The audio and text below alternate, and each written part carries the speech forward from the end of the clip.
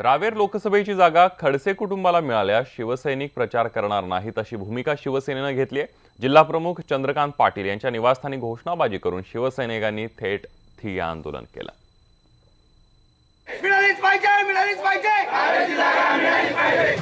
शिवसेनेचे जळगाव जिल्हा प्रमुख चंद्रकांत पाटील यांच्या निवासस्थानी रावेर लोकसभा मतदारसंघातील पदाधिकारी आणि शिवसैनिकांनी जोरदार घोषणाबाजी केली।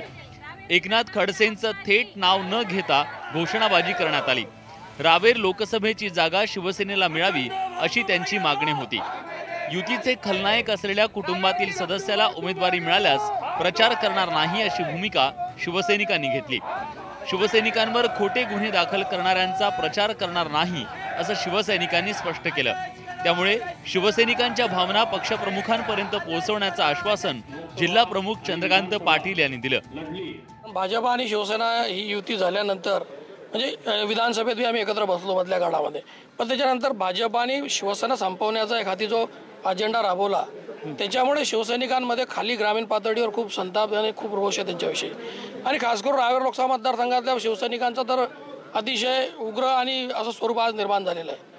खडसे आणि त्यांच्या फॅमिलीतून आतापर्यंत राजकारण होत आलेलं आहे, पण त्यांनी राजकारण करत असताना मित्र पक्षाला पहिल्यांदा संपवण्याची नीती अवलंबलेली आहे आणि भाषा इथे प्रत्येक वेळी तशी करतात।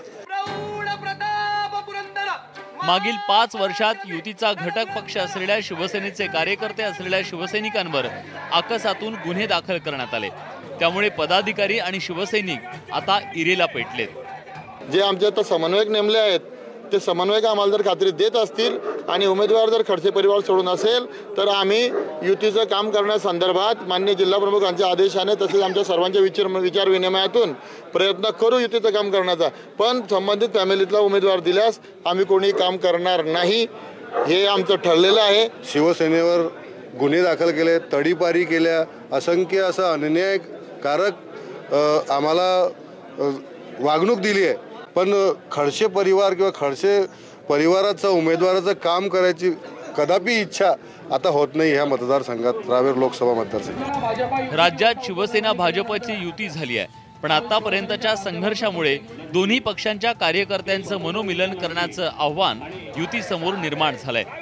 इम्तियाज अहमद, न्यूज 18 लोकमत, जळगाव।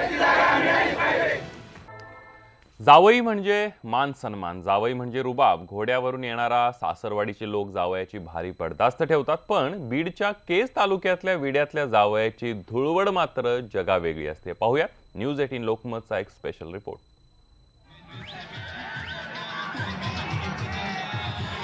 मंडळी, ऐन धुळवडीच्या दिवशी गाढवावर बसवलेल्या या माणसाचा गुन्हा काय असा प्रश्न तुम्हाला पडला असेल, पण कदाचित तुमचा विश्वास बसणार नाही। गाढवावर बसवलेली ही व्यक्ती या गावची जावई आहे आणि ही मिरवणूक गेल्या 100 वर्षांची गावाची परंपरा आहे। जावयाच्या गावभर निघणाऱ्या मिरवणुकीत पोराटोरांपासून अगदी म्हातारेही उत्साहात सहभागी होतात। यात गावच्या लेकीही मागे नसतात। या परंपरेतून सामाजिक आणि जातीय सलोखा पण राखला जातो। मुस्लिम, दलित, मराठा, ब्राह्मण अशा सगळ्या समाजाच्या जावयांची आतापर्यंत मिरवणूक निघलेली आणि विशेष म्हणजे जावाई मिरवणुकीवरून साधी कुरबुर देखील झालेली नाही। जावाई मानाचा असला, जावायला मोठा मान असला तरी गाढवावर मिरवणुकीचा विडेकरांचा मान जावाई उत्साहाने स्वीकारतात। अगोदर नाणू केलं तरी एकदा पकडल्यानंतर ते त्याला तयार होतात। भाऊजींच्या मिरवणुकीत गावभर डॉल्बीच्या तालावर थिरकणारी पोरं गल्लोगल्ली रंग उधळत पुढे जातात। भाऊजी मात्र अलोट प्रेमात बुडून जातात। मिरवणूक संपल्यावर जावयाला मोठ्या सन्मानानं सरपंच आणि गावकऱ्यांकडून कपडे आणि सासरच्यांकडून सोन्याची अंगठी मिळते। या परंपरेचं आणखी एक वैशिष्ट्य म्हणजे गाढवावर बसवलं म्हणून जावई अजिबात नाराज होत नाही। तुमच्या सासऱ्यांना त्यानंतर तुमच्या पत्नीला काय म्हणजे एकूण हा आनंद कसा साजरा करतो सगळं? पत्नी घरीच आहे, काय आनंद वाटतो। होळीच्या आधी लपून बसलेल्या जावयांना शोधण्यासाठी गावकरी अक्षरशः टीम बनवून जावई शोध मोहीम राबवतात।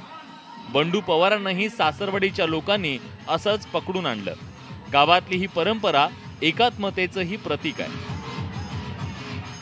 सुरुवातीला ठाकूर आनंदराव देशमुखानं इथं जावई गाढव मिरवणूक धुलीवंदना दिवशी काढायची परंपरा चालू केली। ती आज तागायत चालू आहे। आज 3-4 आमच्या टीम तयार होत्या। 3-4 टीमनं 3-4 वेगवेगळ्या ठिकाणी प्रयत्न केला, अपयश आलं. परंतु आम्ही आज सकाळी 7 वाजता हे बंडू विठ्ठल पवार यांच्या घरी गेलो.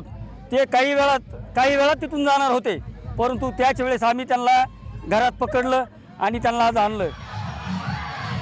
गाढवावरून मिरवणूक हा सर्वसाधारणपणे अपमान मानला जातो, पण विड्यातल्या गावकऱ्यांची परंपरा आणि जावयांवरचं प्रेम पाहता तो सन्मान ठरतोय. मंडळी, ही आगळी वेगळी धुळवडीची परंपरा जरा जवळून बघायची असेल तर या गावचा जावाई व्हायला काहीच हरकत नाही. सुरेश जाधवसह bureau report, news 18 Lokmat, Beed.